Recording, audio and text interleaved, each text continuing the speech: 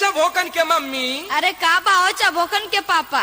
अरे बाबूजी मर गई चल के रोइबू की चूल्हे बासन करबू। जा वहीं रोवा, हम ना रहे तो घर गए को काम तो से सपरा वाला ना हव। अच्छा चला चलत ही रोवत देखी तयास तू का घोटेला कहो हमरे तो रोऊ ना आवत कैसे अरे रोई। दादा रे दादा यो बात तोरे रोवे ना आवत बा। जैसे ही निक बेकार रोए शुरू कर दा तैसा ही, नहीं तो गांव जवार का सो कहिया की बूढ़ा मर गेल कोनो रोहू भर के ना भइलन।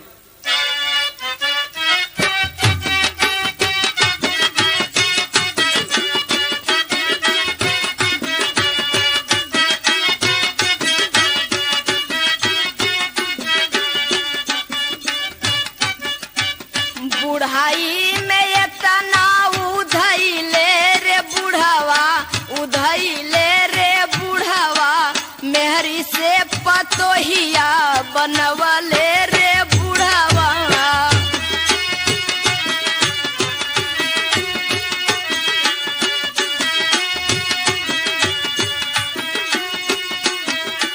रोवा का धवा कौन बड़ा बढ़िया काम करके गए हो। अरे भाई काहे ना कैलन, अपने हक में ना नहीं कैलन तो हमारे हक में तो कैबे कैलन। 5 बीघा खेत दे के हम अकेली आइले, अरे हम अकेली आइले, आज मोके छोड़ी के परैले रे बुढ़ावा। मत रोवा, एक दिन सबके ही धरती छोड़ के जाए के बा।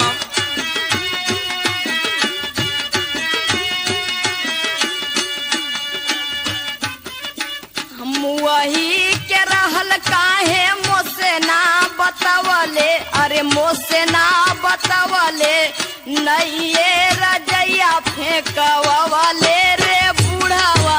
अरे भाई इतना सब जानत त काहे के मरवा करत।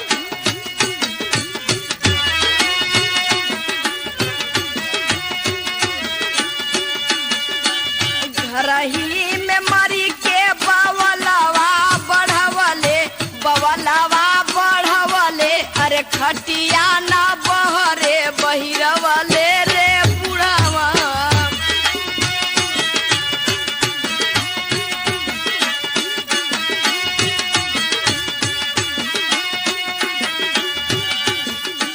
कलिए कमे हदी मो हाथ में लगवलो, अरे हाथ में लगवलो, वही हाथे घरवा पोतवले रे बुढ़ावा।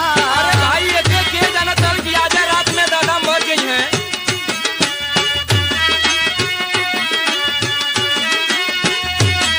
देखा चबोकन का मम्मी अब बहुत हो गए, पागल मत बना, एकदम कुछ सबूर करा। माला बाबूजी चल गइलन, धीरे धीरे भुला जाई। जनी रोवाए गोरी कपरा पिराए लागी, बुढ़ावा पिराए लागी, अखिया का रसिया ओराय जोई रोनिया।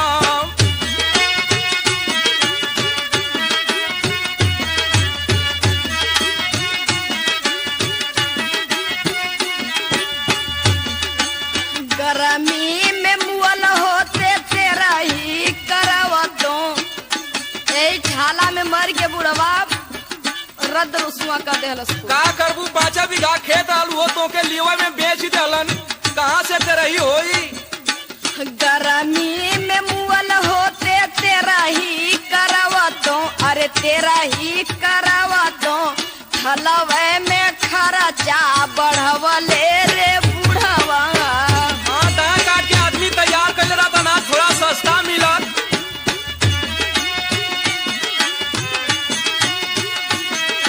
लेकिन थोड़ा कौनो उपाय करल जाई, ना ढेर तो 5 से अतिथि बोला के दुआरे पर खिया दिहल जाई।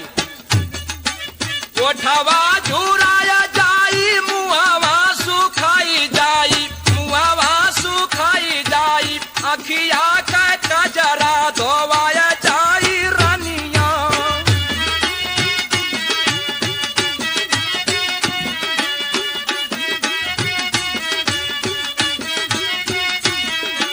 मेहरी से पतोहिया बनवले